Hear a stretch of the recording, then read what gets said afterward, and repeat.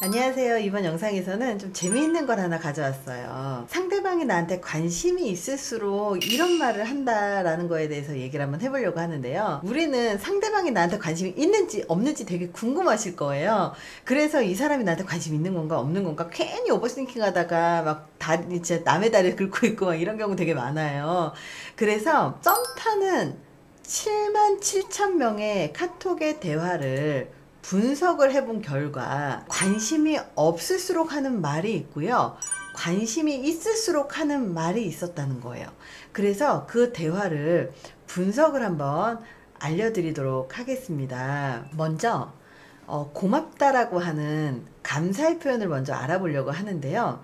되게 재미있어요. 상대에게 관심이 없을수록 고맙다, 감사하다, 고맙습니다, 감사합니다 라고 하는 횟수가 훨씬 더 많았다는 거예요. 관심이 없는 사람에게는 이런저런 이야기를 막 하다가 카톡을 막 딱 끝내려고 하다 보니까 그 마무리 멘트가 별로 없잖아요. 그래서 굳이 할 말이 없기 때문에 고마워, 감사해, 감사해요 라고 하면서 마무리를 짓는다는 거예요.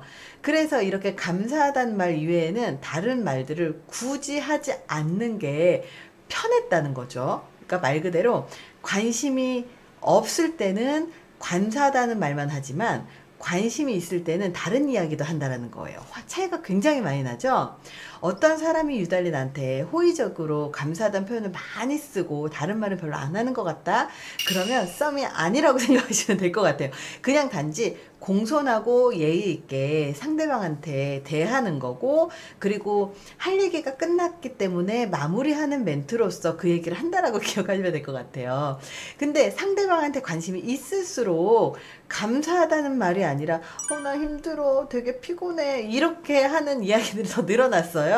나 올 때 버스 타고 올 때 되게 힘들었어. 정말 피곤하다. 힘들어, 피곤해는 고마워하고 다르게 자신이 겪은 일에 대한 감정을 드러내는 거잖아요. 사실은 자기가 겪은 일에 대해서 감정을 드러낸다는 건 편한 사람이기 때문에 자기가 자기 입으로 표현을 하는 거예요. 근데 관심이 없는 사람한테는요, 굳이 내가 힘들었는지, 내가 즐거웠는지, 평상시에 무슨 일이 있었는지 얘기할 필요가 없는 거예요.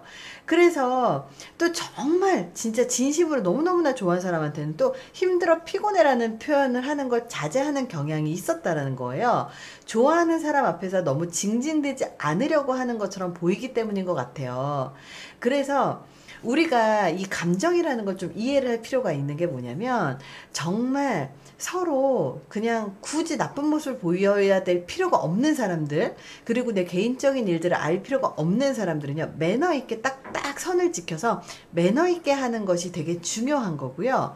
그리고 조금 더 친해지고 그러려면 나 되게 힘들어, 요즘에 힘들었어, 이렇게 말을 표현을 해서 상대방이 나에 대해서 관심을 좀 더 많이 갖게끔 하고, 그렇게 해서 대화거리를 만들어 나가는 거죠. 근데 정말 그 사람을 진심으로 좋아하잖아요. 그러면 힘들고 지친다는 얘기를 계속하면 상대방이 힘들어 할까봐 이제는 배려, 그리고 사랑이 들어가는 거예요. 힘들어, 그리고 되게 피곤해, 이런 말들을 하지 않으려고 노력한다라는 점이에요.